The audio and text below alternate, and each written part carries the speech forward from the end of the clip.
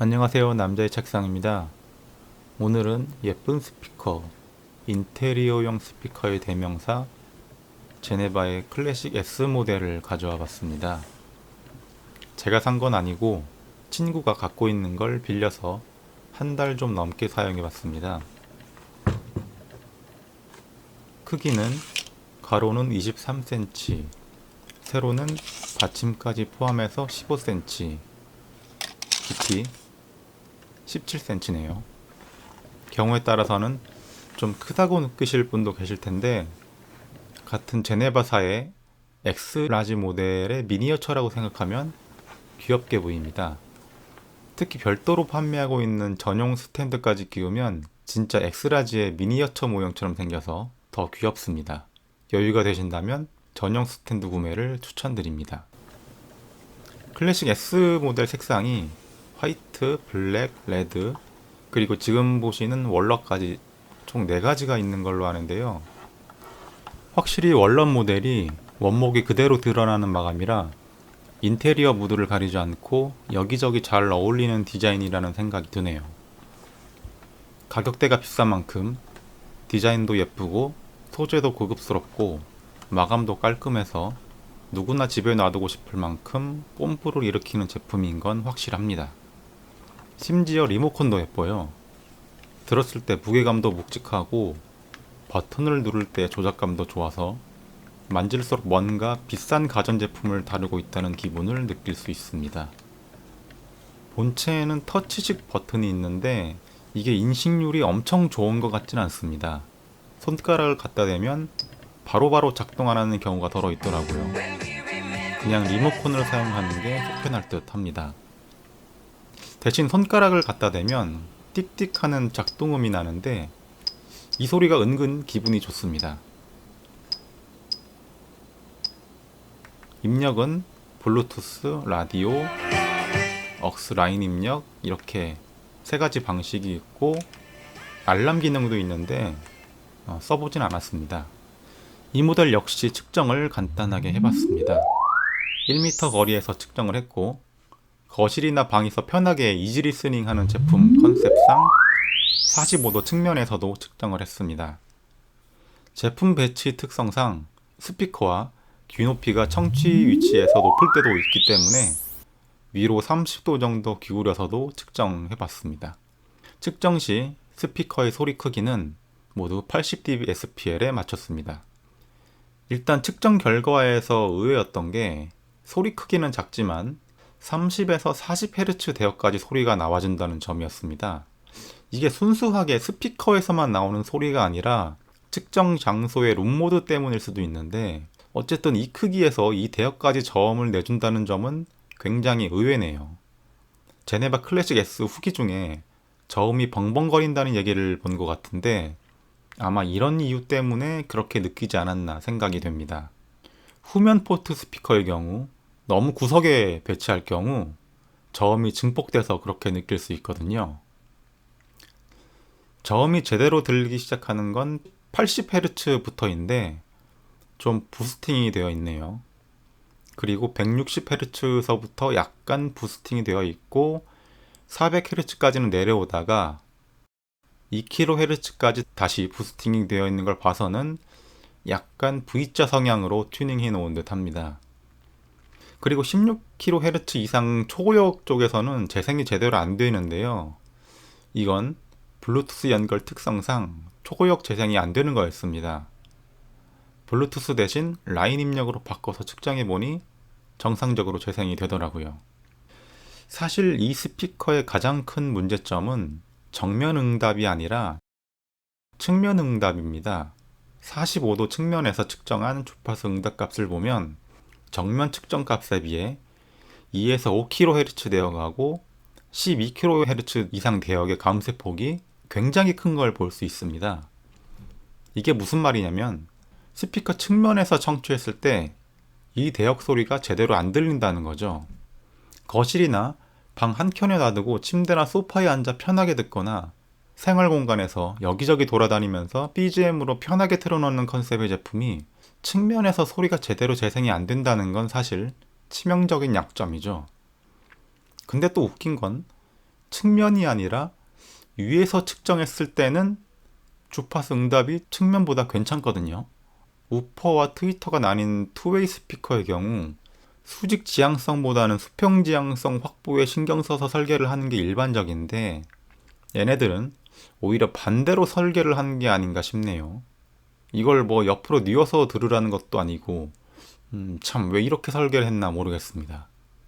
소리를 한번 들어보겠습니다. 실제 사용 환경과 최대한 흡사하도록 마이크를 배치하고 녹음을 했고, BGM식으로 틀어놓는 경우가 많은 이 스피커 특성상 정면에서도 녹음하고 측면에서도 녹음을 했습니다. 그래도 어쨌든 유튜브 처음인 만큼 그냥 참고만 하시기 바랍니다.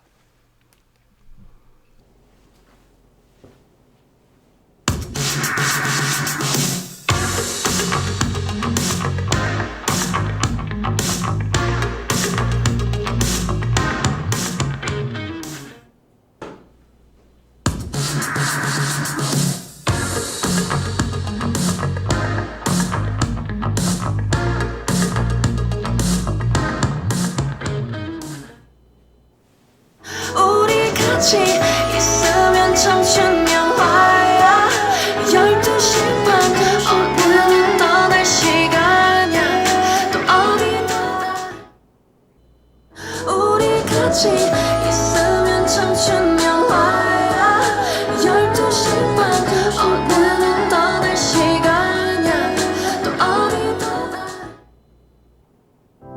신청한 그들 살아야리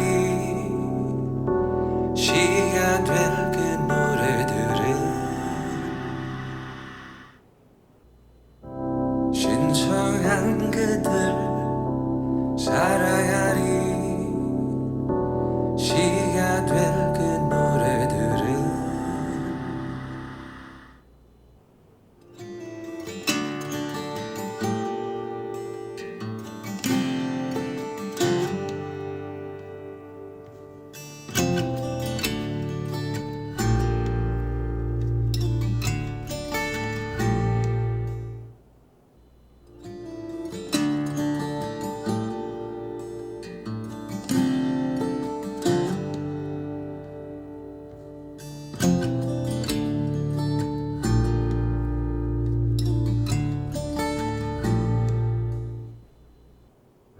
Hoping you're someone I used to know. You look like a movie. Hoping you're someone I used to know. You look like a movie. I know it ain't easy giving up your heart.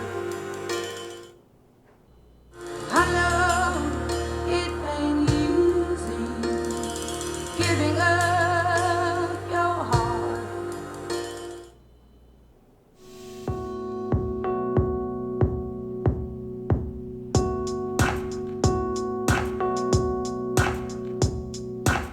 예정되었던 약속들도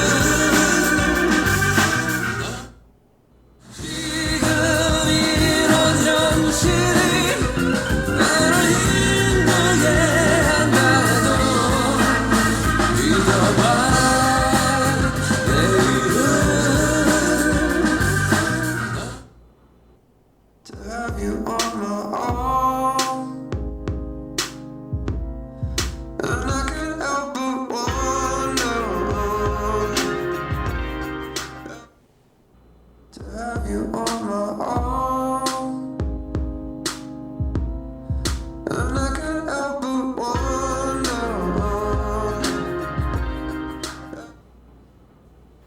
전반적인 감상평을 하자면 한마디로 이상한 스피커입니다.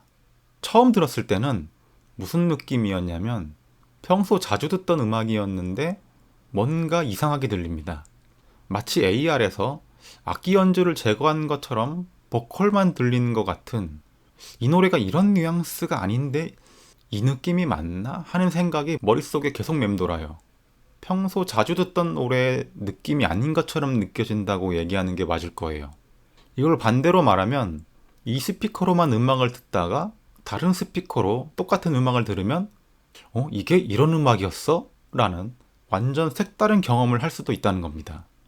그래서 하도 이상하게 들리길래 혹시 정면에서는 정상적으로 들릴까 해서 정면에서도 한번 들어봤거든요. 정면에서 들으니까 이상하게 안 들리더라고요. 오해하지 마셔야 하는 건 이상하게 안 들린다는 거지 음질이 좋다는 건 아닙니다. 이 스피커가 음질이 별로라는 평이 많은데 아마 대부분 BGM식으로 청취했을 거라는 추측이 되네요. 설계 자체가 잘못되어서 정축, 그러니까 정면에서 듣지 않을 경우 소리가 뭔가 이상하게 들리는데, 이상하게 들리니까 볼륨을 더 키우고 볼륨이 더 커지니까 사운드가 더 혼란스러워지는 이런 상황이 반복되면서 평가가 안 좋을 수밖에 없지 않나 생각합니다. 그런데 BGM용으로 기획된 스피커에서 정축에서만 들어야 소리가 제대로 들린다는 건 애초에 설계가 잘못된 거라고 밖에는 볼 수 없죠. 이걸로 제네바라는 회사는 음향 쪽으로는 근본 없는 회사임이 입증되었다고 해야겠습니다. 그냥 라이프스타일 브랜드라고 봐야겠죠. 마케팅 문구를 보면 무슨 스위스의 정밀 시계 기술 어쩌고 하던데 수입사에서 얼마나 내세울 게 없길래 되도 않는 스위스 시계 기술 얘기를 하나 안쓰러울 지경입니다. 그래도 나름 장점을 하나 꼽아보자면 약하지만 꽤 낮은 저음까지 뽑아주기 때문에 소리의 양감이 어느 정도 있고 웬만한 방이나 거실 정도는 채워주는 느낌을 받을 수 있다는 겁니다.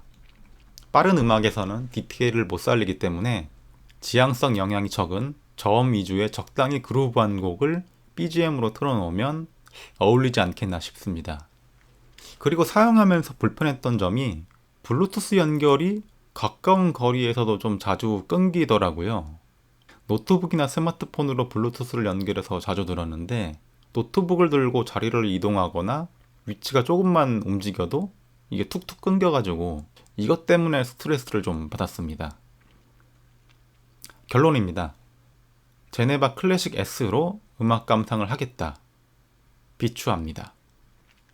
제네바 클래식 S로 생활 공간에 BGM을 깔아놓겠다. 비추합니다. 제네바 클래식 S를 정면에서 움직이지 않고 들을 준비가 되어 있다. 추천합니다. 60만원짜리 예쁜 원목 디지털 시계가 갖고 싶다. 추천합니다. 보고만 있어도 행복하다. 추천합니다. 오늘은 여기까지 하겠습니다. 감사합니다.